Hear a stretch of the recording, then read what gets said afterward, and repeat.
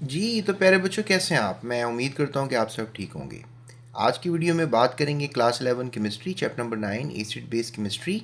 इसके एक्सरसाइज में मौजूद तमाम न्यूमेरिकल्स को हल करेंगे। इंशाल्लाह आप अगर थोड़ा सा टाइम देंगे तो आपको ये न्यूमेरिकल्स लाजमी समझ में आ जाएंगे। तो चलते हैं वीडियो की तरफ। जी तो बेटा ये रहे हमारे numericals. Let's talk about the first one. A buffer solution has a pH of 5.0. It is made from a weak acid HA with a pKa of 4.8. What is the ratio of the concentration of the conjugate base to the concentration of the weak acid in this buffer? जी बेटा इसके solution की तरफ अगर हम चलें तो आपको पता है कि pH दिए जा रही है 5.0 और जो pKa वैल्यू है दैट इज़ 4.8 और आपको पता है हैंडरसन की इक्वेशन क्या कहती है that is pH is equal to pKa plus log A negative over HA। तो लिहाजा हमारे पास यहाँ पे हमने क्या करना है कि हमने निकालना है basically this summary right. If a buffer solution has a pH of 5.0 made up of weak acid and pKa 4.8, what is the ratio, यानी हमने क्या निकालना है रेशो। तो ये रहा ratio, so that is 0.2 and taking a log on both side ताकि log ख़त्म हो जाए। एंटी लॉग लेंगे, एंटी लॉग लिया तो एंटी लॉग का आंसर 1.58 होता है। ठीक है, एंटी लॉग लेंगे दोनों साइड्स पे तो we have answer 1.58। So this the answer, ये रेशो निकाल लिया आपने। ठीक है, हैंडरसन क्वीन की मदद से। चलें अगला क्वेश्चन करते हैं। जी तो बच्चों अगला क्वेश्चन किया जा रहा है, calculate the solubility of sparingly salt lead iodide, lead 2 iodide in water. It has KSP is equal to 1.4 into 10 to the power negative 8। जी तो बच्चों अब यहाँ पे क्या सोल्यूशन दिया जा रहा है कि जो KSP लेड आयोडाइड की है that is 1.4 into 10 to the power negative 8। अब बैलेंस केमिकल इक्वेशन बनाते हैं लेड आयोडाइड की, तो लेड आयोडाइड में से दो आयंस निकलते हैं आयोडाइड के और एक निकलता है लेड का। तो यहाँ पे इनिशियल स्टेज पे देखें तो लेड आयोडाइड 0 है, यानी ये ज़्यादा है और ये ना होने के बराबर है। और इक्विलिब्रियम पर अगर हम देखें तो फिर लेड आयोडाइड में इसकी कंसंट्रेशन भी S ले लेते हैं लेकिन इसकी कंसंट्रेशन 2S होगी। अब हमारे पास हमें पता है कि KSP जो है वो बराबर होता है लेड आयंस और आयोडाइड आयंस को लेकर। ये हमने इसकी वैल्यू लिख ली है। ये आपको पता है कि जब भी हमने इक्विलिब्रियम कांस्टेंट में वैल्यू लगानी होती है जो मोलैरिटी होती है वो पावर बन जाती है, कोएफिशिएंट बन जाती है। तो यहाँ पर देखें और यहाँ पे इन दोनों की वैल्यूज हमें पता है, इसकी S है और इसकी 2S स्क्वेयर्ड है क्योंकि हमने इसको S कहा है।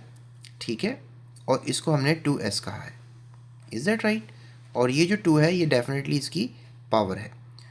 इस तरीके से हम अब जब देखेंगे इन दोनों की वैल्यूज़ दी जा रही हैं 1.4 इंटू 10 पर नेगेटिव 8 जो क्वेश्चन में दी जा रही हैं। अब क्या नेक्स्ट होगा कि डेफिनेटली हमने जो है अब कैलकुलेट करना है। तो यहाँ पर क्या होगा कि दोनों पावर जो हैं ये ऐड हो जाएंगी। ठीक है, जब हमारे पास इसको और इसको हम देखेंगे तो how gun sort it out. तो यहाँ पे क्या होता है कि बेसिकली आपको पता है कि 2 का जो स्क्वायर होता है वो 4 होता है राइट। तो ये 4 हो गया और जब S और S जो है वो सेम है और ये S के साथ 2 है डेफिनेटली, तो S और S क्यूब आंसर क्या होगा इसका? डेफिनेटली इसका आंसर S क्यूब होगा। S क्यूब हो गया और 4 कैसे आया? 2 का स्क्वायर 4 होता है। Is that okay? अब आपको पता है कि हमारे पास 4 को डिवाइड कर देंगे यहाँ पे जाके हम। ठीक है, उसके बाद दोनों तरफ क्यूब रूट ले लेंगे तो इस तरह से ये क्यूब रूट यहाँ पर ये ख़त्म हो जाएगा और ये क्यूब रूट यहाँ पर इसके ऊपर आ जाएगा। नेक्स्ट स्टेप हम क्या करेंगे दैट इज़ वेरी इंटरेस्टिंग और आपने ये याद भी रखना है कि जब आप इसका क्यूब रूट सॉल्व करेंगे तो that is what going to be the answer जो आपको इस वक्त नज़र आ रहा है। आप ये कह सकते हैं कि जो लेड आयंस हैं वो S के बराबर थे, वो आ गए 1.52। ठीक है कि नहीं? और 1 mole of lead iodide gives 1 mole of lead ions, ये हमने इक्वेशन में ऊपर देखा था। क्या ख्याल है? 1 मोल ही आ रहे थे ना ये। तो आप कह दें solubility of lead iodide is equals to 1.52 into 10 to the power negative 3 mole per dm cube।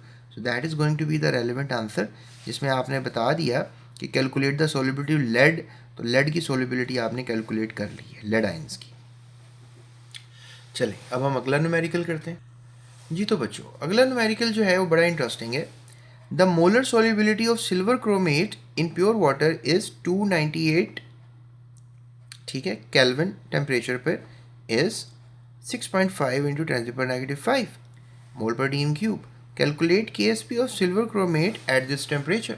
तो इसका जवाब भी बहुत आसान है। सोलिबिलिटी ऑफ सिल्वर क्लोरोमेट जो है वो आपको डाटे में गिवन है, that is 6.5 into 10⁻⁵ mole per D M cube. According to balance chemical equation देखें आप, सेम वही करेंगे जैसे हमने पहले किया कि सिल्वर क्रोमेट को जो है हमने देखा कि 2 मोल सिल्वर है और 1 मोल क्रोमेट है, और यहाँ पर हमने इनिशियली देखा कि 0 है, and definitely after some time जो है 6.5 इंटू 10⁻⁵ इसकी कंसनट्रेशन है, और यहाँ पे ये 2 मोल्स की कंसनट्रेशन मल्टीप्लाई हो जाएगी और ये सिंगल की आ जाएगी।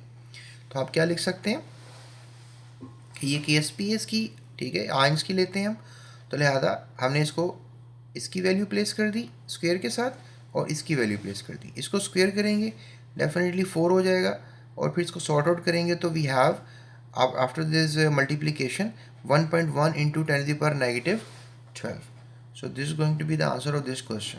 आई होप आप दोनों न्यूमेरिकल समझ गए होंगे। इसके स्टेप्स मैंने नहीं किए हैं, इसके स्टेप्स आप कमेंट में करके दे दें ताकि तमाम बच्चों के लिए ईजी हो जाए।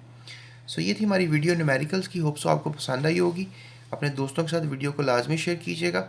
अगर आपको नोट्स चाहिए तो डिस्क्रिप्शन में नंबर है, उस नंबर को डायल करके आप नोट्स हासिल कर सकते हैं पूरे चैप्टर के। और इसके अलावा अगर आपको ऑनलाइन ट्यूशन चाहिए तब भी नंबर डायल करके व्हाट्सएप करके आप ऑनलाइन ट्यूशन भी हासिल कर सकते हैं। इसके अलावा आप इस वीडियो को अपने दोस्तों के साथ लाजमी शेयर कीजिएगा, और जाते हुए चैनल को सब्सक्राइब भी कीजिएगा। और अगर आपको कोई भी वीडियो चाहिए इस पूरी बुक की, तो आप जो यूट्यूब सर्च बार है उस पर उसके कीवर्ड्स लिखें, जैसे लेट्स से दैट यही चैप्टर है acid base chemistry space short question answer space GS academy, ये तीनों चीज़ें लिखेंगे तो आपको मेरी वीडियो मिल जाएगी शॉर्ट क्वेश्चन आंसर्स की। सो टेक केयर, अल्लाह हाफ़िज़।